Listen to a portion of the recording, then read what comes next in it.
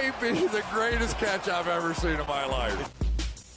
Alright guys, I want to remind y'all, I am very sorry, but I am not going to be able to live stream on Thursday night. I am going to go live on Friday at 8:30 p.m. Central, as well as Saturday at 8:30 p.m. Central and Sunday morning to answer all of your fantasy football questions. And I will say real quick, if you want your questions to possibly make a video, make sure you go down and follow me on Instagram. I am going to be using stories there to go through and take your direct messages and turn them into videos. I will say right away, I'm very sorry. I'm not going to get to every single one. I am very sorry, but I get approximately, I would say probably 600 questions through YouTube comments, through messages through Twitter, Instagram, as well as our fantasy football group chat. So I am not going to be able to reply to you on Instagram, but what I am going to do is I'm going to take anywhere from 4 to 5 questions that I got based per story, and then I am going to use those for our videos throughout the rest of the week to make sure that I am answering your questions to the best of my ability and diving in with depth.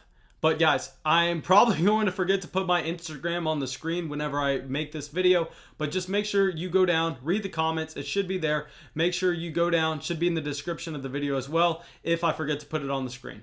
So in this video, we are going to be talking about 3 wide receivers that I think you need to go out there and sell based on their week 5 performances and what we can expect going forward from this group of wide receivers. And now let's start with a wide receiver that is probably the reason that we have seen more hate on this channel than any other take I have ever given, and this is Darius Slayton. So now this is Darius Slayton's second time making a sell high wide receiver video from us. If y'all remember, the last time we made a video saying to sell Darius Slayton high was back after his week 1 performance against the Pittsburgh Steelers. And I think we are looking at a very similar situation after he came off an incredible performance against the Dallas Cowboys. And y'all know, I mean, we went out there and we told y'all to start Darius Slayton where you had him in week 5 because the matchup with the Dallas Cowboys was just the best matchup that Slayton is going to see all year. That defense is atrocious. We know that the Dallas Cowboys go out there and put up points on the offensive side of the ball, which is going to cause the New York Giants to go out there and throw the ball aggressively. But now, guys, sadly, they only play the Dallas Cowboys one more time this season. I don't think we can expect another performance like that from Darius Slayton. And I honestly did not really expect people to buy into the Darius Slayton hype after seeing him completely fall off in weeks 2, 3, and 4. But surprisingly, the questions that I've been receiving about Darius Slayton in the live streams has me just kind of shaking my head saying, guys, what did y'all not learn about Darius Slayton? He is playing in an offense where he's kind of as the Michael Gallup type player, where he is just stretching the field and he's not necessarily going to be ever just getting an insane amount of targets. And this is due to Sterling Shepard, Golden Tate, Evan Ingram, and the fact that this New York Giants passing offense is never going to have that massive volume that's going to be able to support multiple weapons. So I'm very sorry, but guys, with Darius Slayton, I mean, I don't see him as anything more than a boom or bust wide receiver 4. So yes, I mean, he's a guy that you definitely don't want to drop off your roster, but you don't have to go out there and do that because you're going to be able to get something in trade for him. And now with players like Darius Slayton that have a hot name coming off a week, but they're still in that zone where nobody's extremely excited about trading for them, what I'm actually going to look to do is instead of just trading them straight up for another piece, I think the best way that you can move on from these guys is taking a player like Darius Slayton, combining him with maybe another wide receiver 2, someone like just say a Jamison Crowder, who's currently the wide receiver 2 in terms of points per game in 2020, and then go out there and try to solidify that wide receiver position by trading 2 for 1. And I think if you include Darius Slayton in a deal like that with his hot name and that incredible performance that we saw in week 5, I mean, people are willing to buy, and I kind of understand it knowing that he's a second-year player who looked very good his rookie year as well. I'm just not willing to invest in this offense. I'm not willing to invest in a player that prototypes as Darius Slayton. So guys, I think he is a clear sell high for our second time this season. Now, our next player is going to be someone that, I mean, it's been another wild ride. We went out there and told y'all to start him last week, and he had a fantastic week, but it was not necessarily how we expected him to, and this is DJ Moore.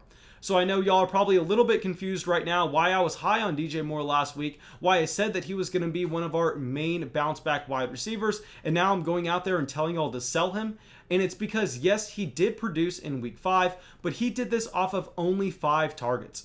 Now, the entire thesis around why I thought DJ Moore was going to be able to start producing again was I thought he was going to be able to see more volume in this Carolina Panthers offense.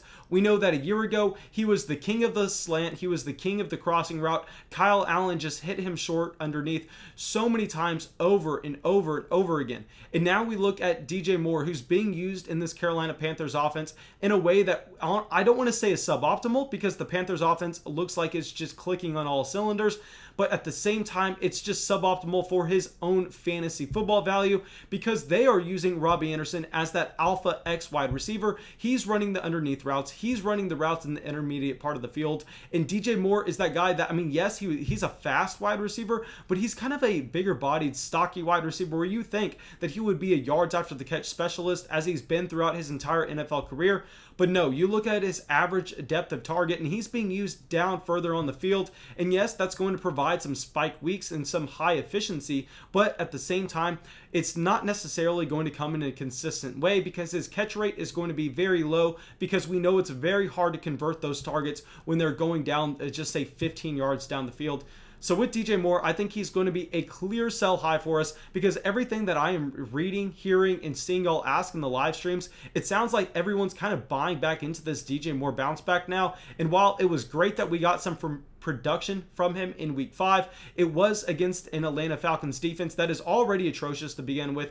And on top of that, they were suffering some injuries in the secondary. So man, I think there's no better player at the wide receiver position at this current moment to sell than DJ Moore. Now, the last player we are going to talk about is a player that, if y'all remember, we were actually high on him coming into 2019. And yeah, it just did not work out. And we are kind of willing to take our L at this point. And this is going to be Mike Williams.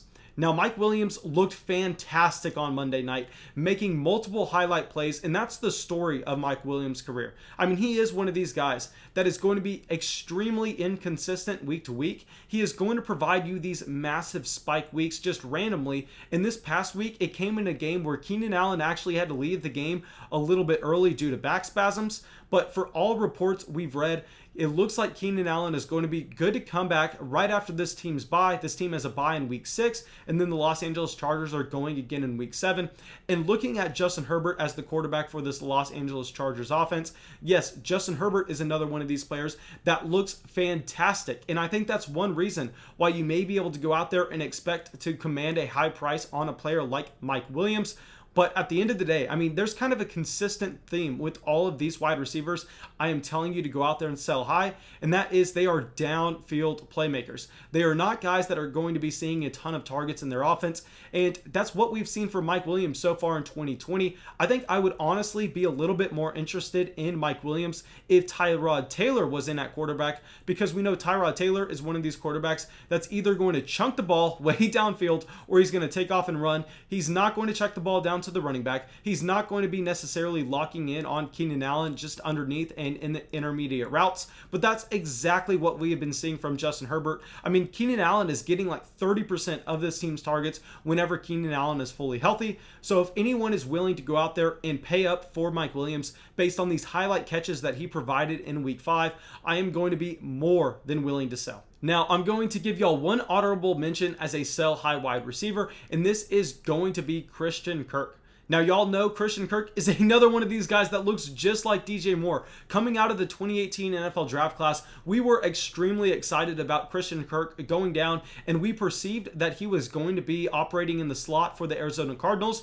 But since then, that's not what happened whatsoever. He's actually being used similar to DJ Moore, similar to Michael Gallup, as a down the field stretcher, something that we did not expect whatsoever. And yes, Christian Kirk had a fantastic game in week 5, but this was going up against the New York Jets, and he's another one of these secondary wide receivers that is not going to see a ton of targets week to week. So I think if you have someone in your league that was excited about Christian Kirk coming into the season, with full transparency, I was very excited about Christian Kirk until we saw what his role was. I think now it's going to be the time where you can go out there, and very similar to a player like Darius Slayton, you're not going to get a lot for Christian Kirk straight up. Same thing with Mike Williams, but all of these players I think are very intriguing guys to add into the end of deals to go out there and upgrade your starting lineup somewhere or really get that better player.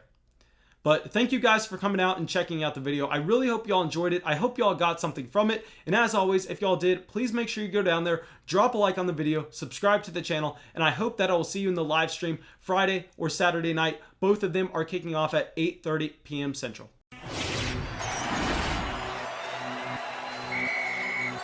That may be the greatest catch I've ever seen in my life.